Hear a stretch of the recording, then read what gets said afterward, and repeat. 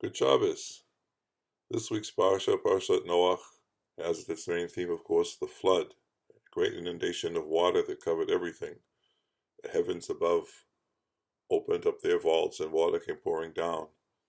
The water, the groundwater, the water that flows beneath the earth, percoled up, and from both sides the whole earth was covered with water.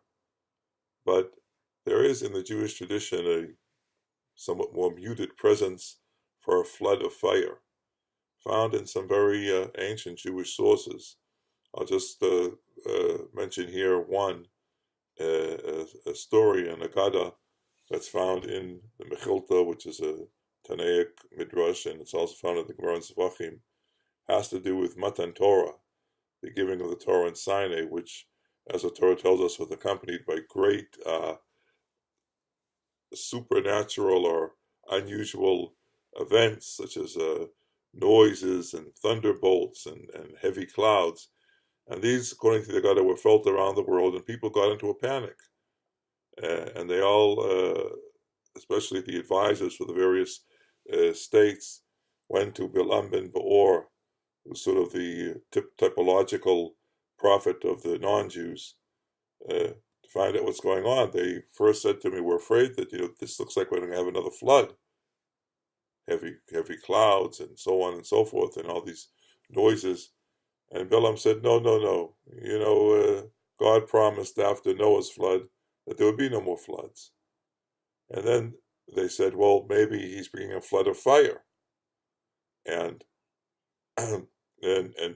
Bilam said, "No, no, it's not a flood of fire. This is God giving the Torah to the Jewish people."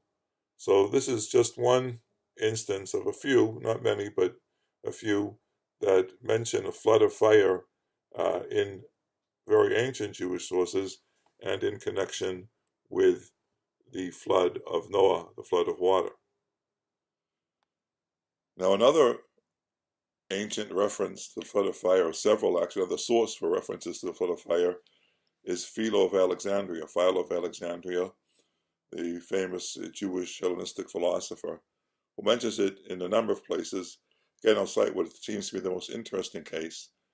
Philo thinks that the Shabbat, the Sabbath, is a cosmic fact. It's something that's deeply embedded into the structure of the cosmos, because Philo, being in many ways a Pythagorean, saw that there was, or felt that there was, that numbers have a real substantial role in the universe. And the number 7, of course, is a very key number. And the Sabbath being the seventh day, it has an important cosmic role. And so he asks the question, how was it then that no one had heard of the Sabbath? People had forgotten about the Sabbath, and Moses had to sort of remind people, reinstate it with the biblical legislation, and even reinstate it forcefully with a capital punishment for those who violate it. How is it that something that's so basic to our human existence and our place within the universe that God created, how could it have been forgotten? And his answer is that it was wiped out. The memory was lost in the course of periodic disasters. That's the word he uses in Greek, periodos, periodic disasters of fire and water, which eventually destroyed all records of human culture and all human knowledge, and therefore there was there was need for Moses to reinstate it. Now, there was a theory held by the Stoics of cyclical, periodic disasters due to the preponderance of one of the 4 elements. There was a cycle in which water preponderated, which would lead to a flood. Then, when fire preponderates and lead to a conflagration. This, of course, is basically an atheistic or a materialistic view of things. And Philo was aware of Stoic philosophy, and I think that he tried to put distance by himself between his view of these cyclical disasters, the Stoic ones, by the choice of terms. His word for the conflagration, these disasters by means of fire, is cataphlexis, not the ekperosis of the Stoics. And not being, of course, a classicist, I can only just give you my amateurish analysis and my humble opinion, but I think so. In any case, Philo mentions the periodic disasters by fire and water several times.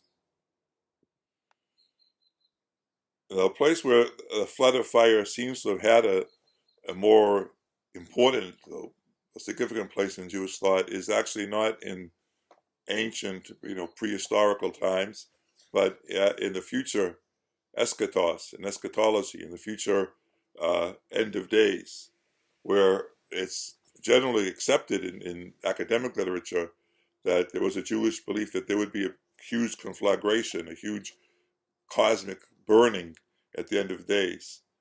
It's not mentioned, of course, there's no Mabul Shalesh in the Tanakh, but we have, for example, in the prophet Malachi, Hinei Yom Bo'er Katanur, that in the end of days there will be a day coming which would burn like fire, the wicked people will be like straw, who would go up in flames quickly and be burned.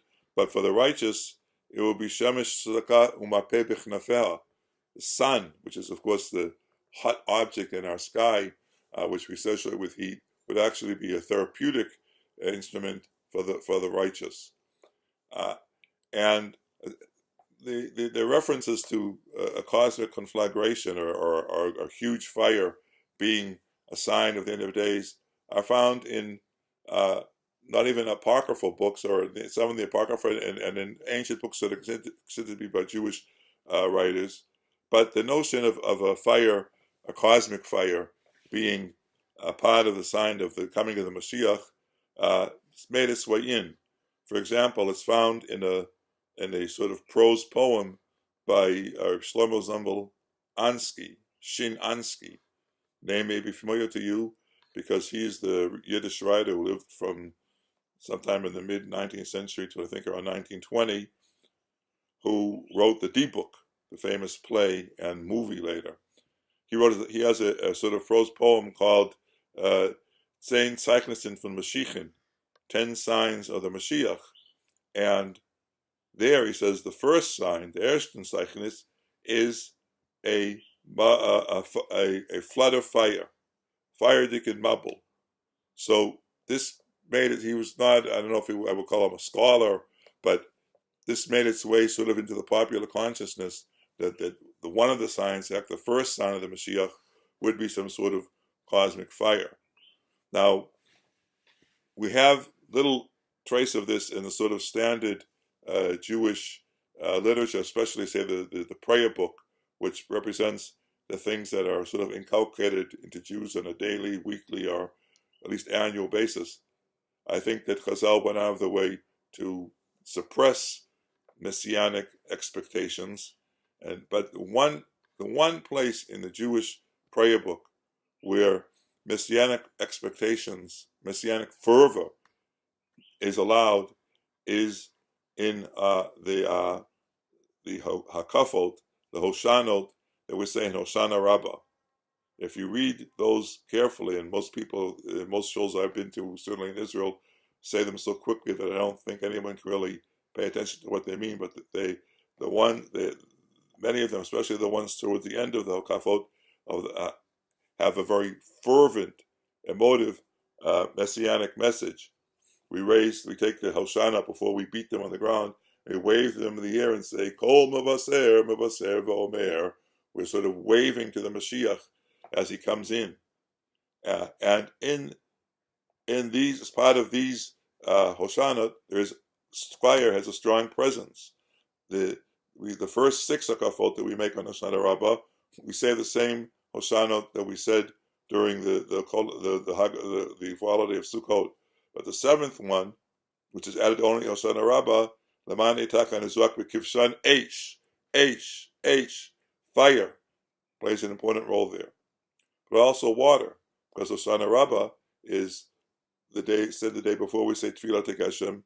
It's a day in which we consider that the judgment is being passed on water, and we need water, we need rainwater in Eretz Yisrael. So we have here fire and water, Eish Umayim, sort of coexisting in the prayers of Hoshana Rabbah, fire as sort of being emphasized as part of this sort of valve letting out our, during 5-10 minutes of the year, our messianic fervor in an official way as part of the Hoshana Rabbah prayer, and water playing a major part as being the thing that we're begging for, and it should be a Geshmei Bracha, rains that are a blessing, not, God forbid, rains that cause flooding. So let's hope for a good year, a year of Geshmei Bracha, and also Biat Mashiach Tzidkenu Be'er Ramenu. Amen. Selah. Thank you.